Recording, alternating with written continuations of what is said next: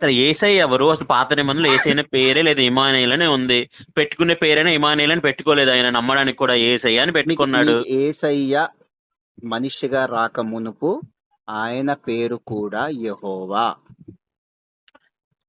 ఓహో, అంటే ఇది కూడా మీరు సరే ఇప్పుడు ఇది కూడా మీరు అంటున్నారు అంటే మనిషిగా రాకముందు ఆయన యెహోవా, యెహోవాతో యెహోవాగా ఉన్నారు.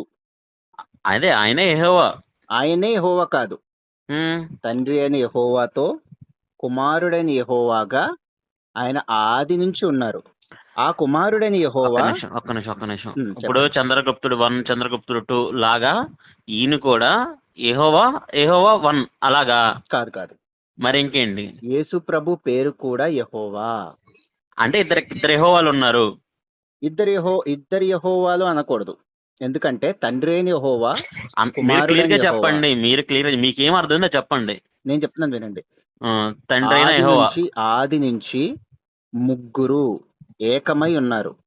ఏకమంటే ఎందులో దైవత్వంలో, పవిత్రతలో. ఏకం అవడం అంటే ఏంటి? దానికి కూడా మీనింగ్ చెప్పండి. అదే ఎగ్జాంపుల్ చెప్తున్నాను. ఇప్పుడు ఆదాము తెలుగులో అవ్వ అంటే తెలుసు కదా, తెలుగులో చెప్తున్నాను. సింపుల్ గా చెప్పండి. సరే, ఆదాము అవ్వ వారు ఏక శరీరమై ఉన్నారు అని అంటారు. అది బైబిల్లో వాక్యం అని తెలుసా మీకు? అది అంటే వాళ్ళిద్దరు ఒకటే శరీరమా? కాదు కదా. కాదు కదా, వేరు వేరు శరీరాలు. ఎందులో ఏకమై ఉన్నారు? వివాహం అనే బంధంలో ఏకమై ఉన్నారు. ఓకే, ఇప్పుడు చెప్పండి. అలాగే దైవత్వం అనే బంధములో వీళ్ళ ముగ్గురు ఏకమై ఉన్నారు, కానీ వ్యక్తులుగా ముగ్గురు వేరు వేరు. మీరు తండ్రితో సపరేట్ గా మాట్లాడొచ్చు, యేసు ప్రభుతో యేసు ప్రభువా అని మాట్లాడొచ్చు. సింపుల్ గా చెప్పాలంటే వాళ్ళ క్వాలిటీస్ ఏంటంటే ఒకటే క్వాలిటీస్, బట్ ముగ్గురు అని డిఫరెంట్ గా క్లియర్ గా చెప్పొచ్చు కదా. మీరు చెప్పేది అదే కదా. అంటే వాళ్ళకి ఉన్న వాళ్ళ దైవత్వం గాని, వాళ్ళు చేసేవి గాని, వాళ్ళు చేసే మంచు చెడులు అన్ని కూడా ఒకటే. ఎగ్జాక్ట్లీ, ముగ్గురు యూనిటీలో ఉంటారు అన్ని విషయాల్లో. కాకపోతే ఇక్కడ ముగ్గురు వేరు వేరు వ్యక్తులు, వేరు వేరు వ్యక్తిత్వము, పర్సనాలిటీ. Okay, different persons.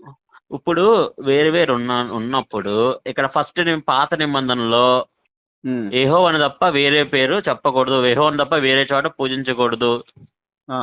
ఇప్పుడు యేసయ్య అనే ఒక పర్సన్ వచ్చి నేను కూడా అక్కడ దేవుడి కుమారుణ్ణి, దేవుడికి ఇది నాకు అని చెప్పుకున్నాడు. దాన్ని బిలీవ్ చేసి ఇప్పుడు యెహోవా అనే పక్కన పడేసి అందరూ యేసయ్యని ప్రేయర్ చేస్తున్నారు. అదే అండి, నేను తప్ప నీకు వేరొక దేవుడు ఉండకూడదు అంటే, ఆ నేను అన్న సమయంలో తండ్రి అలాగే పరిశుద్ధాత్మ దేవుడు పక్కకి వెళ్ళిపోతారు, నేను ఒక్కడే అని కాదు.